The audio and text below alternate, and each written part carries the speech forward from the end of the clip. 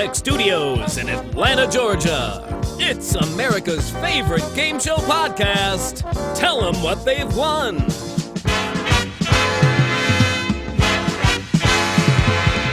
And now, here are your hosts, Tom Bastak and Mike Jacobs. And hello, everyone, and welcome in. It's America's favorite game show podcast. Tell them what they've won. I'm Tom Bastek. And I'm Mike Jacobs. Welcome, everybody. Episode 22, Card Sharks. I will say, I think this is maybe the biggest disparity between well-known show that I knew nothing about. Really? Yeah. I mean, for some reason, the idea of card-based shows just by nature turns me off. And it's so stupid just because I hate poker. And I went into Gambit thinking like, oh god, card shows gonna be boring, snoozeville, and I loved it. So I kind of had maybe the same optimism here that since I knew nothing about Card Sharks, it was gonna really pull the rug out from under me and surprise me. Unfortunately, it didn't, but it is a fun show. Yeah, it's one of my favorites that I grew up with, and I'm actually still a fan, which I'm glad. I'm very concerned nowadays because as we go back, and we talk about these tomato soup and grilled cheese sandwich shows. Uh-huh. The truth is that I get very concerned because I'm like, oh gosh, this was one I really liked. Am I now going to hate it after going back? Because I have to tell you, Remote Control did not hold up. Right. Well, and that's the thing is I have that fear with every show is like, oh god, is this going to be the next Remote Control that ruins it? Luckily, I didn't go into this one with high expectations, but I think I knew even well before that we started doing this podcast that you really loved Card Sharks. I don't know why I knew that, but that's just a thing I've always known about you for some reason. Yeah, it was. Back in the day, and I think it really happened in 7th grade because I was literally home with viral pneumonia for 6 weeks, and that's when I was watching a lot of daytime television. Uh-huh. Because, you didn't want to do homework all the way through the day. It would just drive you nuts. So my break would be watching The Price is Right, watching whatever other game shows were on, watching Days of Our Lives. It's where I fell in love with Hope and Bo from Days of Our Lives. It was great, so...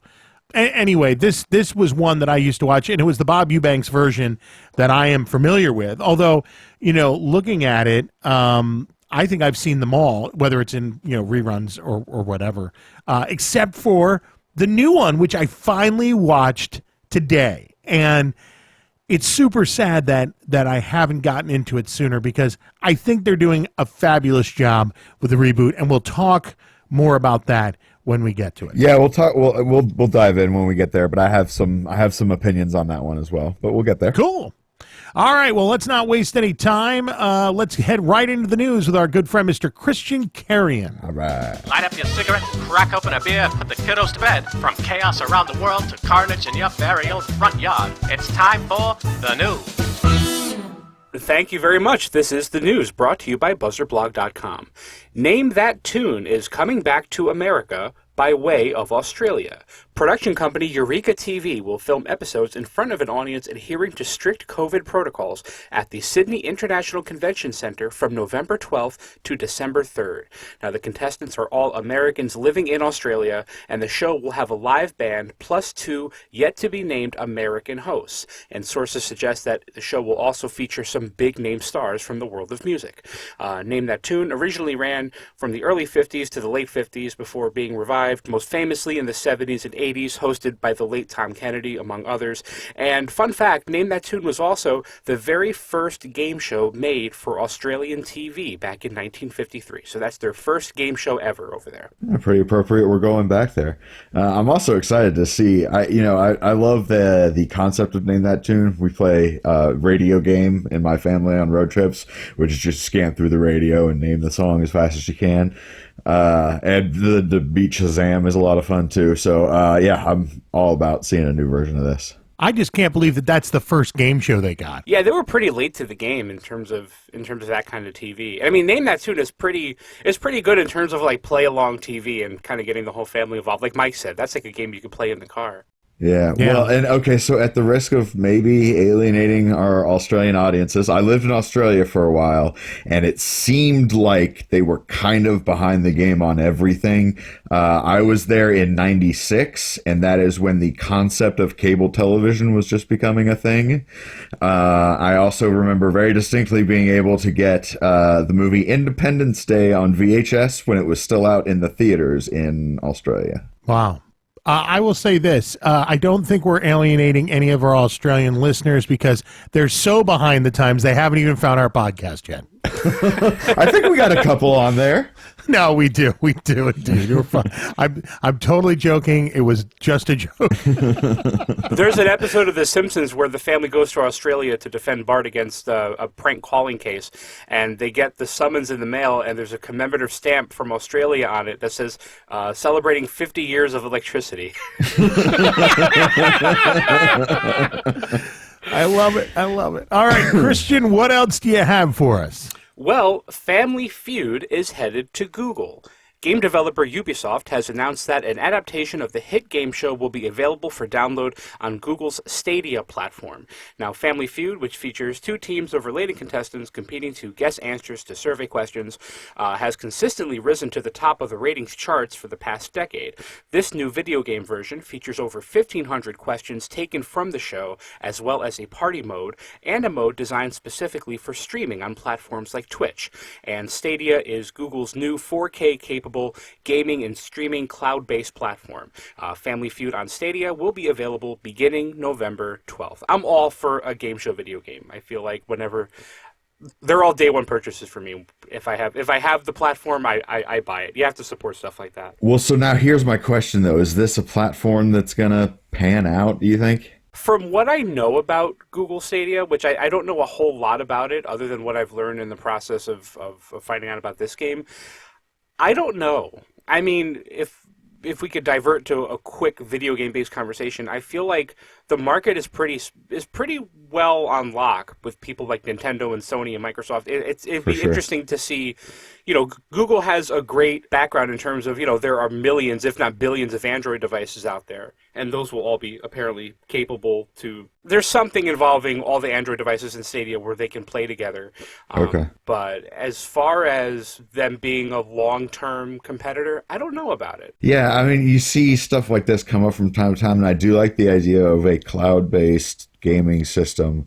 But yeah, there's just such a strong foothold on the market already with the big three that it seems like it's a tough thing to break into. Yeah, but back in the day too, and I'm not to get off topic too much, but when Sony first came out, everybody was like, Sony's going to come out with their own video game, and they killed it. They basically shut Sega down. Yep, people said the same thing about Xbox as well, and that came in strong and still doing very well. So yeah, I mean, what do I know really in the long scheme? Yeah. Well, nowadays, what it comes down to is third-party support. If they can get the companies that make the games to get on board with their platform, that's going to be a big part of the success for them. But very true. Time will tell. And just to keep things off topic for just 1 second more, you mentioned the company Ubisoft is doing it. It's funny because the word ubi, UBI, is Latin for where, like as in where is something. So it's where soft, or if you swap it around, software. Oh, interesting. Oh my God, that's too clever for me. Christian, how about this week in game show history? Well, this week in game show history, we are going back to one of my favorite years in game shows, 1975. There were just so many shows on the air around that time, almost 36 first-run game shows that you could watch in the course of a week at various points in that year. November 3rd, though, 1975, is an important year, especially for fans of The Price is Right on CBS, because that day is when The Price is Right officially expanded to 1 hour. So we get a couple of things. One, we get the hour show. We get that full block, which they experimented with to celebrate their anniversary a couple months prior, which was a sort of on-air test for the hour-long format. And then, of course, what we get is the premiere of the Showcase Showdown. We get the premiere of the Big Wheel. Now, the Big Wheel was on November 3rd, 1975, in the form that we know now. The colors were a little bit different, but it was still that sort of big sideways cylinder that everybody grabs and spins. When it first premiered as part of that test week of hour-long shows, it looked much different. It was like a big rainbow carnival wheel, and it had its own dedicated set piece, and it was really radically different from what we know now as, the famous wheel on the show. And you can see it on YouTube. I mean, it's really out there, and it's a real treat if you've never seen it before. But the hour-long format proved to be a hit, and what a lot of people don't know is that some other game shows tried an hour-long format. Wheel of Fortune tried to do an hour-long show in the wake of the success of the hour-long Price is Right, and it didn't work out well at all. But yeah, definitely a trendsetter in that area, and I don't think that any other game show has successfully done the hour-long daytime format until we get shows, like Millionaire, that are sort of an hour-long baseline. But yeah, November 3rd, 75, we get the first hour-long Price is Right. When you were talking about the different wheel, that was different like in aesthetics, or was it like functionally and gameplay-wise different as well? Different in aesthetics, different in the sound that it made. Okay. The rules were the same. Gotcha. And actually even down to the layout of the numbers on the wheel, they were in the same exact order that they were when they first premiered the wheel that we know, and they're still in that order today. But and there has to be some logic to the way the numbers are laid out on the wheel. I was just going to say that. There has to be, because it's been that way forever. And even, like I said, when they first tested the wheel, it was in that order. So I wonder... I still haven't figured out what the strategy there is in terms of... it's not something like how, like on a die, the largest number and the smallest number are always on the opposite side, and it like counts down from that. Like on a 20-sided die, every opposite side adds up to 21, right? On a 6-sided die, every opposite side adds up to 7. Maybe it's something like that, where like the $1 and the lowest amount are on opposite sides. That could be. I also seem to remember that somebody once pointed out that if you look at the opposite numbers, they do add up to $1, but that doesn't necessarily hold constant throughout. Well, right, because there's a dollar space and there's not a nothing space, right? Right. Right. I think you guys are getting way too math about it. It's just a great big wheel, and we love to spin it. Thank you, Tom, for pulling us out of that. All right. This week, Christian, one of my old-time favorites. Not sure it's going to hold up, but Card Sharks is what we're into this week for our featured show. Card Sharks is an incredible game, and the more I watch Card Sharks, the more I realize just what a solid game it is. I mean, it's entertaining and it's fun to play along with the survey questions, especially when you watch like the old 70s, early 80s, and you kind of try to judge what people think about, Nixon and Red China and things like that. But the show itself is just so laced with strategy and excitement. And, I personally am a fan of Jim Perry, the first host of Card Sharks. I think Bob Eubanks is okay, but I don't think his style was necessarily suited to a straight game show the way it was to something like the Newlywed Game. Jim Perry, one of the most underrated hosts in game shows, and he was just incredible. But altogether, just a perfect package. I don't know that Mike saw what I showed you the other day, Tom. Oh, yeah. So Christian owns one suit of the red deck, and he showed me the other night. And Christian, actually, if you would be kind enough at some point when we get done recording today, if you'll go ahead and take a picture of the cards or you holding the cards or whatever that I could put on the website, that'd be cool. Yeah, I actually have a YouTube video of me going through the deck, and I get a lot of close-ups of it and stuff. So maybe that would nice. help too. Oh, yeah, that would be I'll great. Send me link. that link. That's Will great. do. Yeah, that's awesome. Yeah, they're so big, too. You don't realize just how freaking big they are. I mean, you kind of do when you watch the show and they're flipping the cards, but you really don't realize it until you, see them up close. Oh, man, speaking of dumb memorabilia, I totally forgot, but I saw a copy of the Where in the World is Carmen Sandiego soundtrack on cassette go up for sale the other day, so I got to see if that's still available. Yeah, you do. Holy cow, that's great. Totally awesome. Do you guys know how they shuffle the cards on Card Sharks? No idea. Okay. They talked about it on one episode, and they actually showed it. It's something that happens, before they hit the air. They had this massive table that was the size of 3 decks of cards, and what they did was they cut the cards, and then they put one half on one side of the table and one half on the other, and a production assistant would come and take one hand and push a card in on one side, take another hand, push a card in on the other side, and they would do that a bunch of times. And then eventually someone from standards and practices would come with a big manila envelope, production assistant would put the deck in the envelope, and they would seal it. And it wouldn't be open until they hit the air that day with the episode. So they had a massive custom table that they used to shuffle the cards. So we talked a little bit about math, and I found out that if you shuffle perfectly, in other words, one card from the left side, if you split the deck perfectly in half and you shuffle perfectly, so one card from one side and one card from the other side, you have to actually shuffle 9 times for it to be totally random.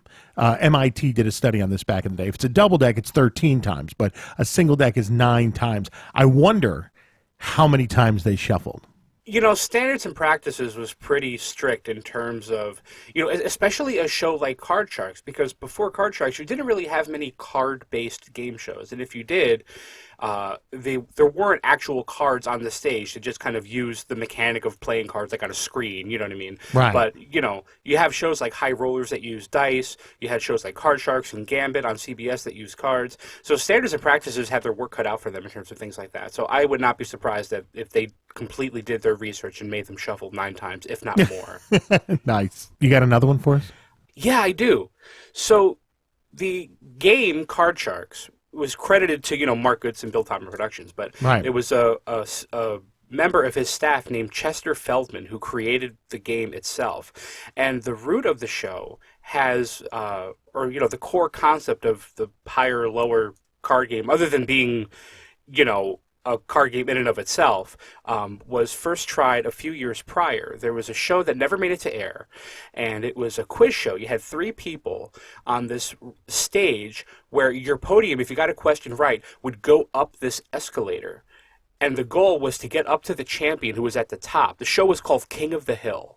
And it was an unbelievably cool show. Never made it to air, but the bonus round was called the Money Hill, and it had 8 playing cards, and you would get money, and you have to bet whether each card was higher or lower than the one before it. That was the first test of that core concept. And the show, again, was created by Chester Feldman, but the idea of higher or lower with the cards didn't really make it into a show until Card Sharks. But that was like the first time they had ever tried something like that. That's great.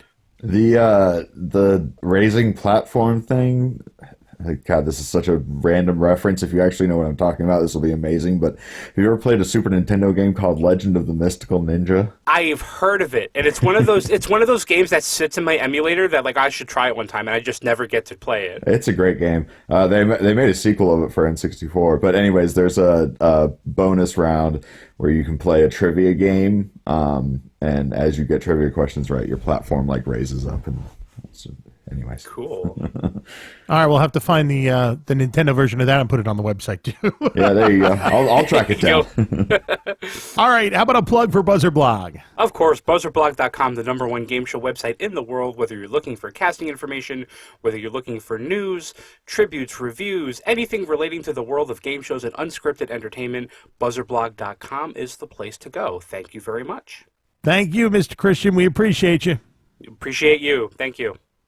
All right, so I just got to go on the record right now, Mike. It's my fault we didn't do Stump the Chump this week. Well, it's a new thing. It's only our second week. It's okay to forget, I suppose. Had I remembered, I didn't have a question either. So it was a joint effort this week, for sure. I'm going to throw an excuse out there just because I can. I was without internet for 3 days, and you were without power for almost 2. Yeah, over 2. We did the math, and we were without power for about 58 hours. There you go. It was Hurricane Zeta that came through the Atlanta area, and we all got a little wiped out there. So hence the reason why we were scrambling to get news recorded at the last minute, and because of that, forgot our Stump the Chump for this week. But that doesn't mean that you cannot write questions in. Please send your questions in for Stump the Chump. Trivia questions that we can ask of Christian Carrion to try to stump him and make him the chump. Yeah, and we're looking, as you heard last week, he knows a lot about a lot. So we are looking for your deep dives on any game show history sort of thing. Let's see let's test Christian's mettle. as it were. I'm down for it. I'm down for it. All right. That being said, I think it's time, Mike. You want to? We'll take a quick break here, and we'll get into the gameplay of Card Sharks. Yeah, let's do it. All right. You've been listening to America's favorite game show podcast. Tell them what they've won.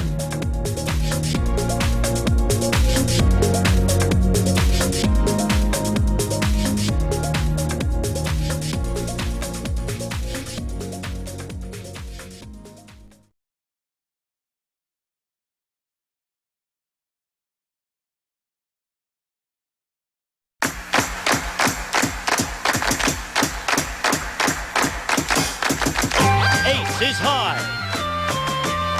Deuce is low. Call it right. And win the dough on Card Sharks. And here's the host of Card Sharks, Jim Perry. Isn't that nice? All right, and welcome. There it is, the theme to the game, Card Sharks. So, fun fact, it is also the theme to Double Dare. And I don't mean the Mark Summers Double Dare that I love so much. I mean the original Alex Trebek Double Dare from back in the game. They just took the same theme song and repurposed it. This happened a lot, though. As we are going through, I'm noticing where, like, so-and-so's second iteration was just a rehash of the last iteration of this game show's, tune or whatever. Yeah, I mean, I guess there's only so many tunes that fit the bill of what's necessary for a game show theme song. I don't know. It doesn't bother me one way or the other. No, but I wonder if it was done because they already had rights to it. Oh, that definitely could be it. Where it's just oh, we've already got this song. We're not using it for anything. Right. We've already paid for it. The funny thing is, I believe in both the first two versions, the early version and then the second version of Card Sharks, they use the boom, boom, boom, boom, brow, from Price is Right. Price is Right, yeah. Yeah, so I mean, a lot of sounds are rehashed and reused. I'm not, that doesn't add or take away from anything for me, except that it seems like when they take other things, other elements of game shows, it's a little bit rougher on me. But we'll talk more about that because there's definitely a Family Feud-esque type take in the gameplay. No. Yeah. Speaking of which, real quick, did you hear that little poem on the way in there? Oh, as the intro to the show. Yeah. Yeah. So that poem is actually it changed little by little because they started to do is they started to get people were writing in with poems and they started using them to start the show. Oh, like fan submitted poems? Yeah. So that's cool. Yeah, you'd have like let me pick one here. Aces and deuces are the cards you want to see if you want to take home all of the big money. 7 and 8s will make you frown, but an ace or a deuce will turn it upside down. Things like that. Just little rhymes. And then, of course, in the thread that I'm looking at, because I just Googled that, and I was like, let's go find some of these other poems. Someone wrote one in and said, oh, here's a great 7-year-old poem. Play the cards, take a chance, win lots of dough, and pee your pants. I mean, I guess it is exciting, right? I know, but I got to tell you, if I heard that, I would be backing up the DVR going, wait a second. They did not just say what I think they just said. It would be amazing. Absolutely amazing. That's great. It's a little, overall, that concept, it's a little reminiscent of Scrabble, how they would start off with a Scrabble clue submitted by a fan. By a fan, yeah. And I think, again, you and I have talked a lot about this, that interactivity with either the audience in the studio or the at-home audience adds to the excitement. Oh, I think it's a key element of a game show in my opinion. Yeah, so anytime we see that kind of enhancement, we love it when it comes to a game show. And that's something that I think adds a little bit of love for me for this one. Agreed. So let's dive into the gameplay. You're going to have 2 contestants on this show. They're facing off head-to-head, and they each have their own oversized deck of cards. It's an actual, complete, full 52 deck of cards. One is colored red on the back, one is colored blue on the back, and then the dealer will deal out several cards from each deck into their own respective rows for each contestant. The number of cards that they get varies over the different iterations of the show, 5, 7, depending on whatever version you're watching. But then the idea is they are given a sort of statistics question. The example I have here was one that I saw today of out of 100, they're all out of 100, how many prisoners would admit to being guilty of the crime that they're in prison for? Right. So it's very similar to the Family Feud. We asked 100 people, blah, blah, blah, blah. Yes. But in this case, you're just trying to guess the number of people, right? So, you get asked the question. Look, I'll just ask you that question. How many prisoners out of 100 do you think were guilty or admit to being guilty of the crime that they're in there for? Okay, I'm going to say that it's pretty low because, that's the running joke. Like, nobody's ever guilty. They're all innocent, Right. So I'm going to say out of 100, 29 admit to being guilty. All right, so 29 would be locked in as your guess, and then I, as your opponent, would now have to say whether I think it is higher or lower. All right. So, I know the answer, but even if I didn't, I would agree with you in the concept that it would probably be a low percentage because I think that, there is that stereotype of, Sure. lawyer screwed me or whatever. But I think maybe you went a little too low with it. So I would say, and also statistically, there are more chances for it to be higher than there are for it to be lower. So I'm going to say higher. Okay. And so now they reveal the answer. In this case, I think it was like 86, something like that. Way higher than I was expecting. Especially for that. Yeah, I thought it was going to be way lower than that. Gosh. But so since I have won, quote unquote, I said that it was higher, and it was indeed higher than your guess. I get to play my cards first. Oh, so you have control of the board, if you will. Exactly. Okay. So what they'll do is they will flip over the first card in my row, and then I will have to determine or I guess not even determine, just straight up guess if the next card in my row is going to be higher or lower than that card. So, of Correct. course, the strategy being, low numbers, you want to go higher, high numbers, you want to go lower. And once you get into the maybe 7 to 10 range, it's a little difficult. Yeah. But there's also, you got to keep in mind, the same thing I brought up in the Gambit episode is that face cards are worth 10, so there's far more of 10 than anything else. Right. So a lot, it is kind of chance, but there is a lot of statistics playing. But you have to remember, in this case, they're not all worth 10. And what I mean by that is, if you get a king and you flip over a queen, that is technically lower than a king. Right. No, I'm sorry. I just meant to say that in the sense of, if you get a 7 seems pretty high, but there are lots of chances to beat it's a 7. Technically going to 13 instead of 10 is what you're saying. Yes. Yeah. That is a much more succinct way of phrasing it. Thank you. You're very welcome. Okay, go ahead. Yeah. Anyways. Yeah, so basically the idea is you just keep going as long as you guess correctly. If your next card is the same or you guess wrong, your turn ends. Now, I think it's interesting that the same card ends the turn. Mainly because I don't know how else you would do it, and as far as like a gameplay way, but it feels like you're penalizing the contestant for something that isn't them. Like they don't have the option of choosing that it's the same. Not that anyone ever would, because statistically it's very slim. Yeah, chances. I guess the only other way you could do it is you could just say, if we turn up the same card, we throw it out, we draw another one. That kind of thing. Right. You could also say that it's just bad luck, and what you could do is you could take their substitution card and pull that automatically. True. That's very true. So that is another thing that nice segue. The other part of the gameplay is that there are substitution cards. So if let's say you pull up a 7 and you're not sure. You have a certain number where you can swap out the card that you have in the row and replace it with another card from the deck, hopefully making it easier. So if you swap it out and you get a king, well, bam, chances are you're going to go lower.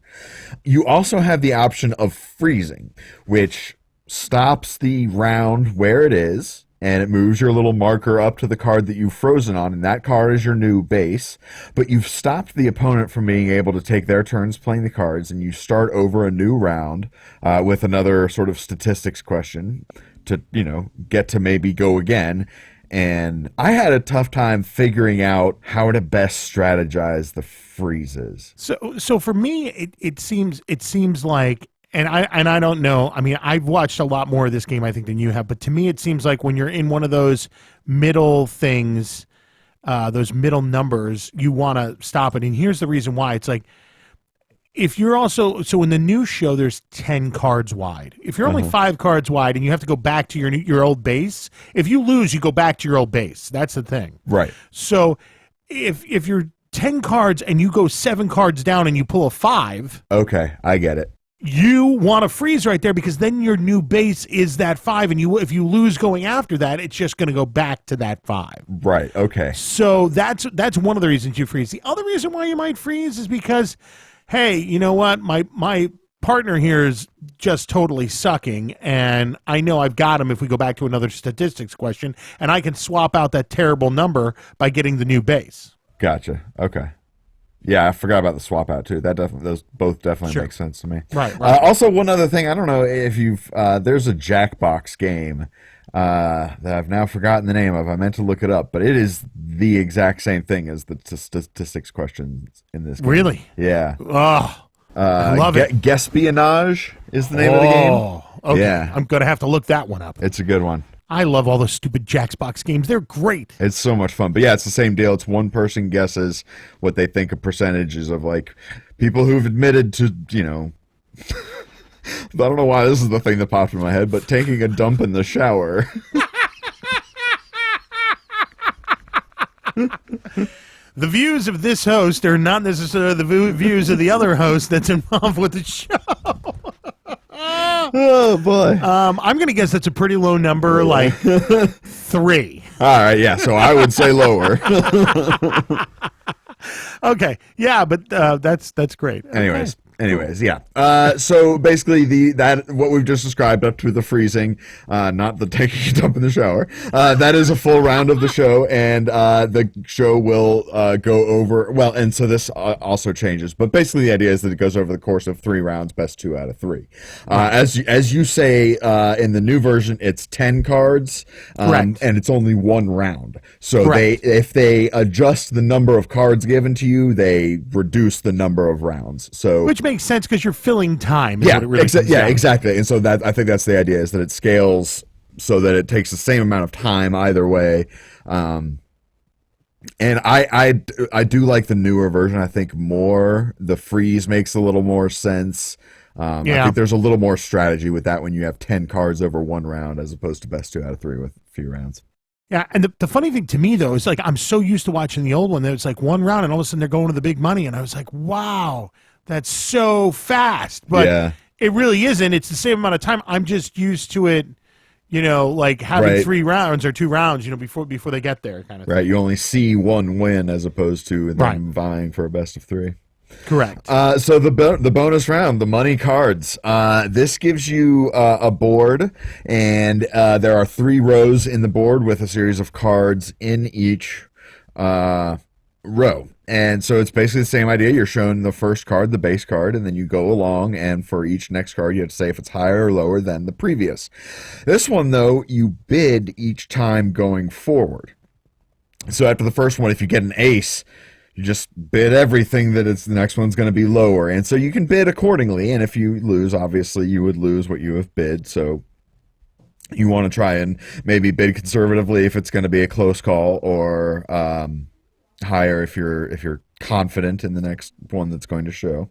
I've never, in the episodes that I've watched, I've never seen someone risk it all and lose. And I don't know if you get to continue on at that point or if the game's just over.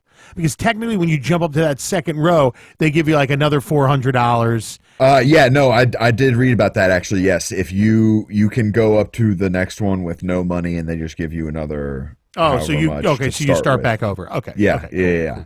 And so, anyways, you then go up to the second row where the first base card is the last card of your last row, and you continue going on so forth. And with the second row, you have to bid in higher increments. And then finally, the third row is a single card. Whether it's higher or lower than your last card of the second row. I feel like the way I'm describing this sounds very, very complicated. It's really not. But yeah, and then you have to wager at least half of your winnings for the last card if you wish Or you could choose just to go home with what you right got. yeah, you can just say I'm done, I'm going to go home with it, or you can bid half or more on a one more high low. You had said something about there being a maximum amount of money. So 28.8 was the highest you could win, doubling all the way up to where whatever it was going to be. But there's only one person that actually got the max win. Right now in the news show, the max win's like $640,000. Yeah, I saw ridiculous. some. Yeah, it's a ridiculously high number.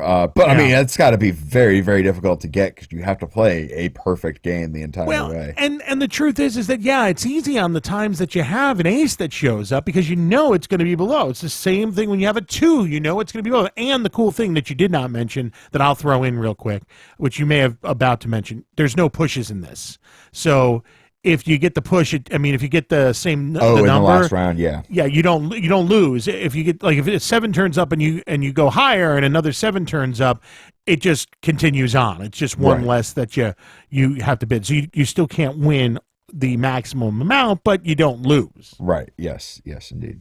But that's really all I got for the main game. There are some various what they refer to as card games throughout the years, where there was also different prizes that would come up. I don't know if you said that or not, but remember that Christian was showing us the cards. Yes. That had cruise on it or trip or whatever. Yes, and those could be revealed in your row of cards, and then if it is, you just get a replacement card and continue playing as if that replacement card were the only card drawn, but you have to win the round in order to win the prize that showed up. You don't just get it, you have to still win it. Whereas I believe with the car games, it was just you have to win the car in the game, which I think is just like you flip over a card that says car on it, right? Yeah, and it says car and you'd win it. And I think there was 5 that you chose from, and then you could win jokers periodically throughout the game, and you take those jokers with you to the final round, and every time you had a joker, it would allow you to, it was like a wild card. So if you chose one and it was wrong, the joker would be used and you could go again. And there was somebody I think that had 3 jokers and still didn't get the car. Yikes. That's rough. Well, I'll tell you. You want to hear real rough? This when we talk to history, we'll talk about how this game switched from NBC to CBS, and when it switched over, and that's when Eubanks took over the game. They had switched the bonus round so that you didn't just get one substitution for each round down the big money round, like each row. Oh, right, You could use your 3 cards whenever you wanted, and they gave away something like $90,000 the first week, and the producers were like, okay, we need to change these rules just a bit. One substitution card per row, right? So that we're not giving away the world. Yeah, I didn't mention that earlier, but yeah, that's definitely a thing. If you could just use them at any time. So yeah, you have 3 spare cards in that final 3 rows, and once per row you can use a card to swap out. Right. But yeah, if you could just use them at any time, goodness, they must have just been hemorrhaging money. Well, and apparently they were. So that ended up getting switched. But that's I see a lot of strategy in that last one, because you want to make sure you don't really run out of money, and you also want to make sure you're getting the most for your money. So it's very gambling-esque to me, and maybe that's also why I kind of like this show, is because there's a lot of gambling in it. There's not a lot of skill per se as there is a lot of luck, Yeah, and it was a weird combination for me, and I still don't really know where I land on it, because in some senses it is just kind of chance and high-low. It's a little boring, but there is strategy to the way that the game progresses overall, and the way that you interact with your opponent, and I will say it's probably the most interesting that you could get with a game of just basic high-low. I would agree with that. I don't know how else you would do high-low and have this much fun with it. yeah, agreed. All right, so that's it on gameplay, right, Mike? It is indeed. All right, I think we take a break. We come back. We talk some history. We find out when our very good friend Bob Eubanks became the host of Card Sharks. The iconic host, if you ask me, but what do I know? All right, we're talking about it next. It's right here at America's favorite game show podcast. Tell them what they've won.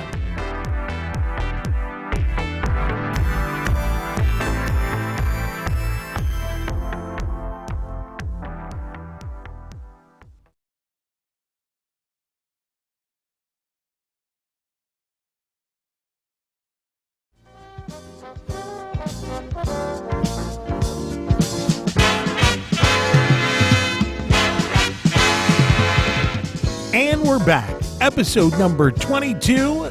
The game show that we are featuring is Card Sharks. I was about to say match game because that's what's on my notes, and I had a brain fart. We are talking game shows. Well, it's on your notes? Well, it is on my notes because this is actually the first Goodson-Todman collaboration show on NBC since the Match Games. I say the Match Games. And since Match Game. April 24th, 1978 is when it debuted on NBC with Jim Perry at the helm of host. And he's another one of those guys that I didn't recognize. I mean, the name I kind of recognized, and then I saw his face. I'm like, that's Jim Perry. Yeah, right. For sure. Interesting, just a little side note is that when it debuted, it started in the 10 a.m. Eastern time slot, and it stayed there for almost the entire run of the show. The last year it changed, but stayed in there, and I just mentioned that because we're going to come back to that. Okay. At the time, NBC was not doing well, I guess. Fred Silverman was the current CEO, head runner, whatever, of NBC, and there were a lot of shows that were not doing well, and Card Sharks was one of the few that provided consistently good ratings for the network. I think in the grand scheme of things, it wasn't like the biggest show in the world, but in the realm of NBC's other shows, it was doing very, very, very well. Like I said, it stayed at that 10 a.m. time slot and continued to do well. But then, and this is, I didn't figure out the logistics behind this, but apparently the beginning of the David Letterman show caused such a big reshuffle that it ended up affecting the 10 a.m. time slot. Yeah, I think they just bumped everything up is what happened. Like they threw Letterman in at noon or whenever he was on, and I think everything else bumped up. So then that's why it affected. Oh, was this wasn't his late night show? No, correct. It's the early show. Okay, it was before he went late night. That makes more sense. All right. That was in 1980, and that time shuffle really was not great for Card Sharks. It's never great. It's like these guys always do so well. These shows do so well, and then the producers are like, let's move the time slot, and then they die a miserable death. I really hope that at least one television producer listens to our show and realizes that that's a theme of like, hey, this popular show, let's change the time it's on. Oh, crap, it just failed. So yeah, they put it up against at the same time the other networks had Pyramid, Family Feud, and The Young and the Restless. And it's like I said, Card Sharks was doing well for NBC, but not in the grand scheme of television. And you put it up like against powerhouses like those, it's not going to last. And so sadly, October 23rd, 1981 is when we said goodbye to Jim Perry in our first edition of Card Sharks. And as I was going to say not long later, but actually is a fair amount of time later, January 6th, 1986 is when it revives. It comes on CBS to replace a show that we've mentioned before in the past, thanks to Christian in our news segments, Body Language, which was basically just charades. Charades, yeah. I remember, yeah. Yeah, so that show was canceled, and so Card Sharks gets its new iteration, this time with Bob Eubanks as the host, like we said earlier. That to me is the guy who hosted this show. Like I said, I didn't have a strong personal connection with this show, but he was what I knew of as the host for this show. Well, and Bob Eubanks is extremely well known at this point. Actually, as a matter of fact, listen to this. I've got a question for you, and it's a question from the show, and I want you to answer it just the way you asked me a question in the first segment. Sure, let's do it. Okay, or I should say the second segment, the first gameplay segment. Okay, so during a taping of an episode in this version with Bob Eubanks as the host, they sent a guy out on the street on Hollywood Boulevard, and they stopped people and asked them, he had a picture of Bob Eubanks, and they asked him, who is this man? Now remember, at this point in time, he has hosted the Newlywed Game for almost 20 years. Right. So he is well known in Hollywood, and this is Hollywood Boulevard they are out on. Sure. Well, how far removed are we from Newlywed Game? I mean, it's only a couple of years, Newlywed right? Game ended like 84, I think. Right. So we're talking like 2 years. Yeah. So, I mean, he's still, it's a familiar face. Still at the forefront. So the question is, how many people out of 100 knew Eubanks in the picture? It's interesting. I think my answer would change depending on if I knew in what year of this version of the show. Because I would think maybe by 89 his popularity was waning, but 86, I bet it was really well known. So let's just say it was 86 out of 100. Okay. I would say 70. 70. Yeah. You ready for this? Uh-huh. It was 42. Ooh, poor Bob. Poor Bob is right. I mean, the guy's an American treasure at that point, and nobody knows his face. Yeah, and I grew up with my parents using just like common phrases, idioms that referenced Bob Eubanks. Like he was just like part of my lexicon growing up as just like generic. Oh, I'll take this, Bob, or like how you'll say, "I'll take something for 100, Alex." Like right. It's the same thing. So here's what's even worse. 8 out of those 100 people thought it was Bob Barker. Yikes. I mean, dude, what a kick in the... You know what that is. Yeah. Wow. Man, poor Eubanks. Poor Eubanks. He's like one of my favorites, too. I'm like, man. Right? Like, I could kind of see it if it was someone like a Jim Perry, maybe. Sure. Sure. No slight to him, but just less well known. Anyways. Anyway, all right. So it's moving over to CBS. Bob Eubanks is in charge on the show. Yeah, and just like the last one, it held its time slot this time for literally the entire run. They didn't change it this time. Somebody's thinking 10:30 a.m. Eastern. But it only ran for 3 years. It's interesting to me that. It was 86 to 89. It's interesting to me that is the one, and I guess just because of the time, but that's the one that seems so iconic and stands out in my mind. But it's only 3 years, and obviously the original version was that was only 3 or 4 years as well. So, I don't know. It just kind of goes to show you that the personal perspective can really change how a show is seen. Yeah, and that's the other thing too, is like, I know we were younger, but it seemed like it was always on. Yeah, it did. Yeah. And that's the thing is, as with most of these shows, it reran for quite a while after it ended, and so during that Eubanks run, there was also a syndicated version that they made, hosted by Bill Rafferty, which is another guy I had totally forgotten about until I read about this, and I was like, oh yeah, that guy.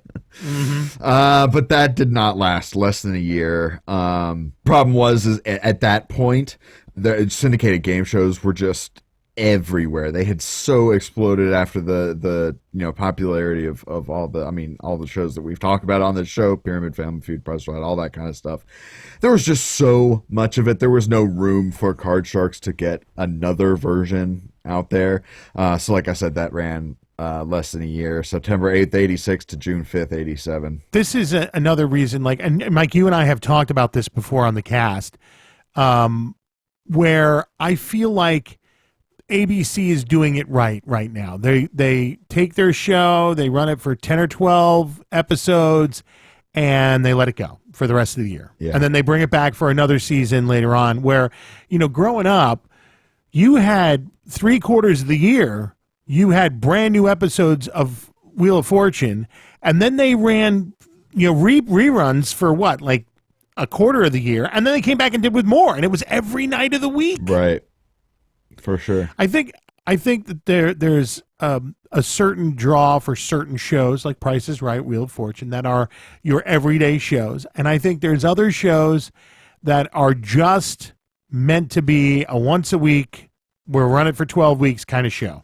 I agree, and I mean, to me, honestly, even the daily game shows, I would say, with the exception of Wheel and Jeopardy, like, people don't watch The Price is Right every day.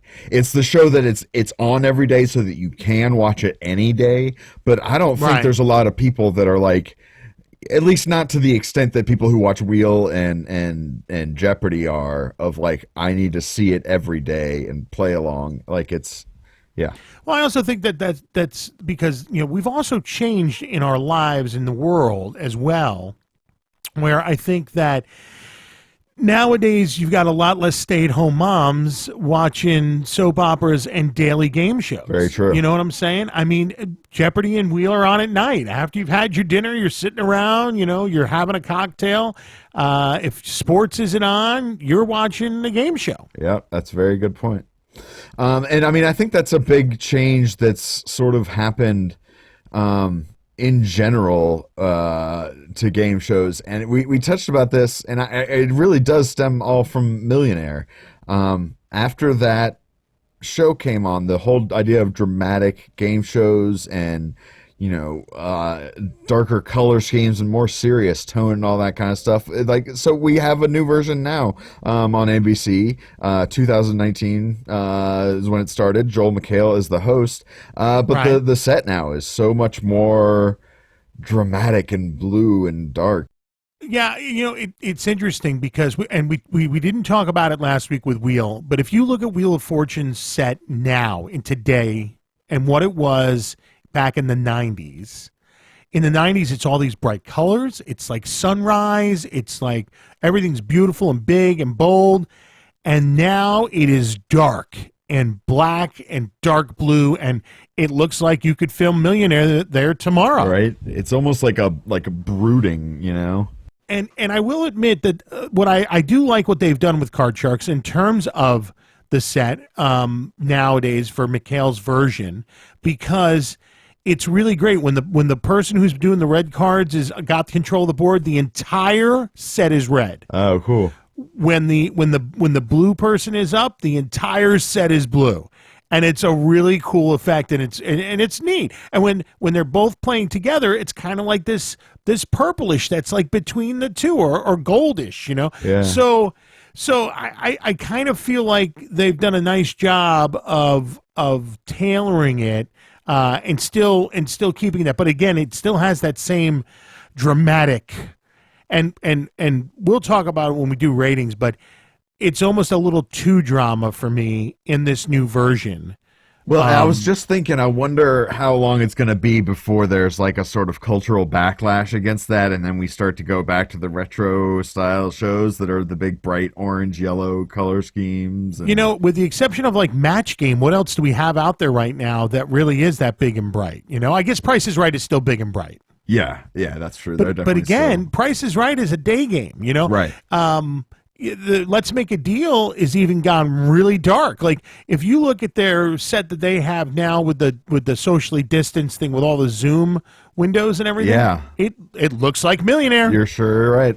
It does. So it's interesting. I don't know. I think what will happen is eventually the world will become a happier place, and we'll start looking for more happier colors again. Yeah. Well, here's hoping.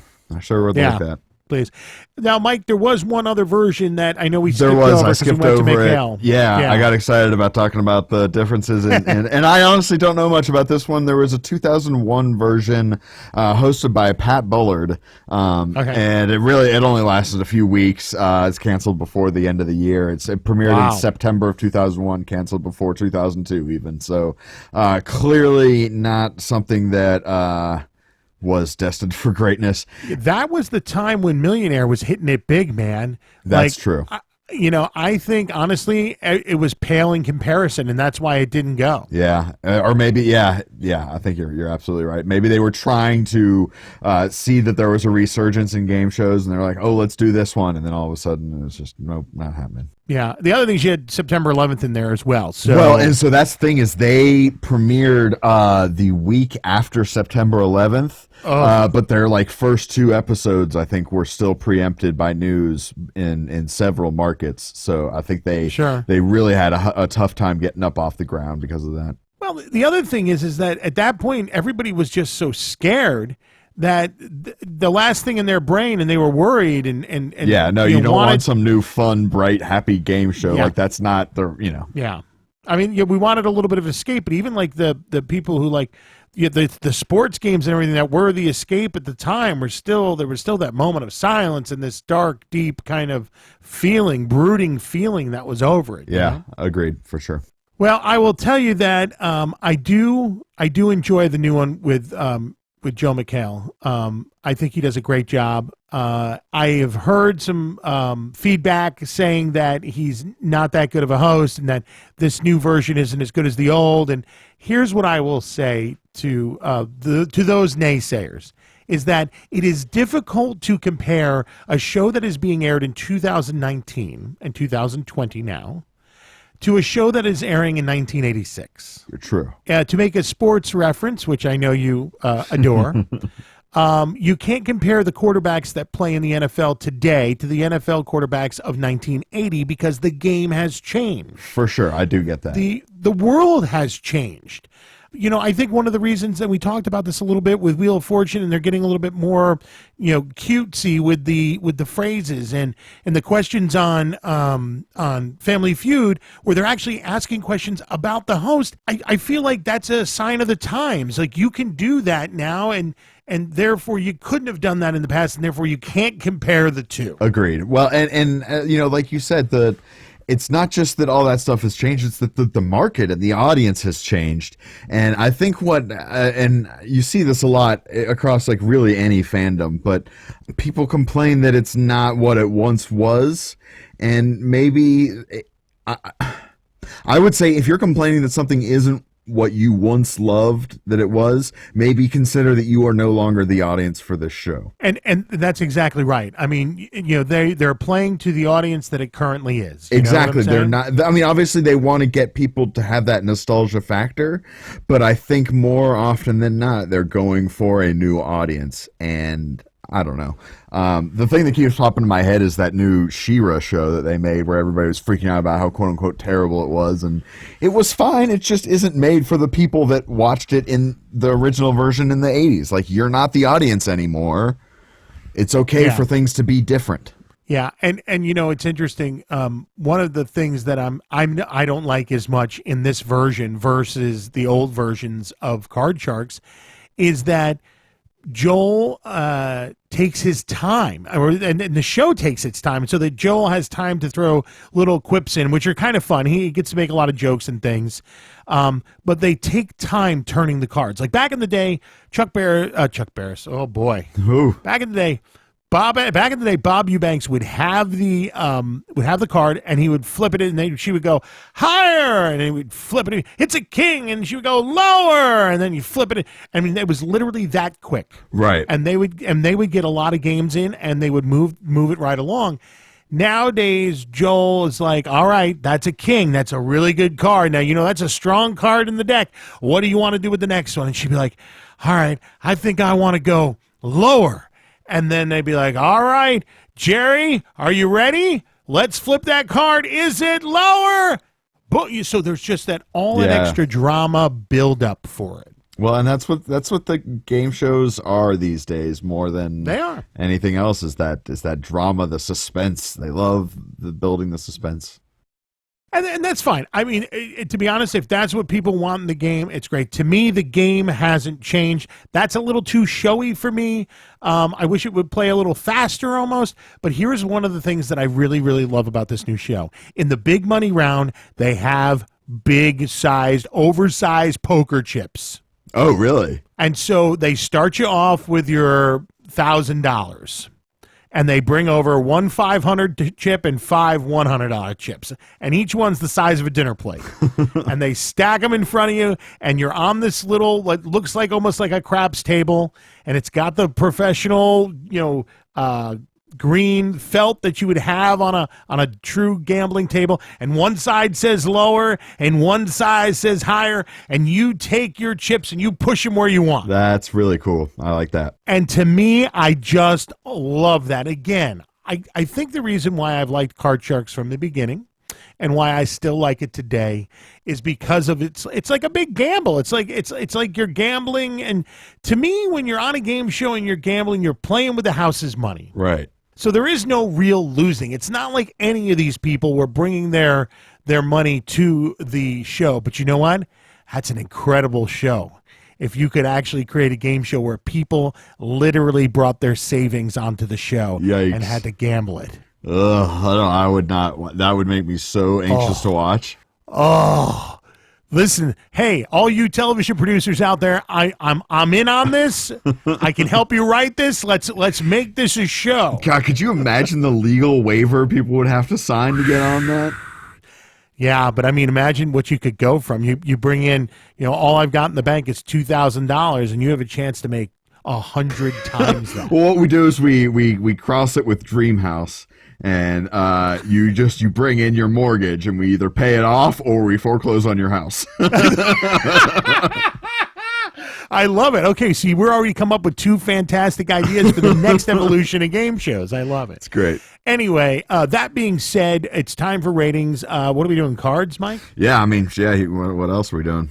Right? Yeah, I figured it's going to be cards. Okay, so I'm going to give it a pretty high rating. This, to me, is a 4 rating for sure. I almost want to go 4.25, but I don't. There's just something missing there, and I don't know what it is to make it a 4.25 for me. For me, it's a solid 4. I do love it. I will say that I love it a lot more than a lot of the other shows that are out there, but I'm going to go 4. Probably should be a 4.25, but 4 is where I'm at. Fair enough. I'm going to go with a 3, just because 3 is the most bland number I can think of. To me, there's no high points, there's no low points. I mean, I guess the high point would be Bob Eubanks. I love him. Sure. But yeah, there's just not a whole lot to it, in my opinion. The game is fine. It's a little gambly and chancy and not enough strategy necessarily for my taste, but I don't have a real issue with it. It's fine. It's fine. It's a 3, you know? All right. That's okay. And when I'm playing you at it on a regular basis, and then you start to figure out the strategy, you're going to be like, wow, there really is a huge strategy element here. I need to go back and amend that and make it a 4.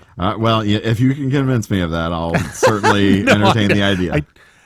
You know, you and I have too many other games to play that I don't think we're going to have a lot of time to play Card Sharks. But I will tell you, if that is when Christian gets back to going for his 24-hour game show marathon, if there's an opportunity, if they do Card Sharks and there's an opportunity for me to play in, I am totally playing in. I would love to play against you in a game of Card Sharks. I think that would be a blast. So much fun. So much fun. All right. Well, so there we go. I think that's it. That's all we've got time for this week, Michael. Yes, indeed it is. Thank you, Tom, for your time this week. Thank you, Christian, for your time this week. Thank you, folks at BuzzerBlog, for your time all the time. And thanks for everyone who takes the time to listen and write in, and we love you all. And guess what? There's a lot of time there. So tune in again next time when we bring you the latest and greatest in the world of game shows, as well as a brand new feature. And remember, you can catch us anytime online on Facebook, Twitter, Instagram, and of course, tellthemwhatthey'vewon.com. Time out. Please subscribe, share, like, and drop a review if you like what you heard. And out of 100 people, I'm saying 0 didn't like it. I love it. I absolutely love it. All right, see you next week, Mike. Bye, Tom. You've been listening to America's favorite game show podcast, Tell Them What They've Won, a JTech audio production, copyright 2020. No part of this podcast may be reproduced by anyone without the express written consent of the creators. For more information or to contact us, please go to tellthemwhatthey'vewon.com.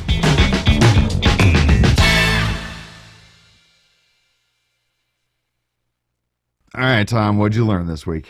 So I think I learned that I'm digging on the gambling shows, like the shows that have a little bit more chance to them as opposed to a little bit more skill. And I don't know if that's because I'm just figuring like I don't want to lose, or like, oh, if I lose, it's not my fault, something like that. But I think I like the gambling shows a little bit more. I like them more than I thought I would, that's for sure. I see where you're coming from. All right, what did you learn this week? I guess I learned that I don't necessarily have a strong reaction to every show. I feel like I come into every show with like my gung-ho opinions of like, I love this, or I didn't like this, or and this one was just, it was just a show. It existed, and it is what it is. I don't think you have to love or hate every show, Mike. I think it's okay to be just kind of like, well, blah. It's a big emotional learning for me.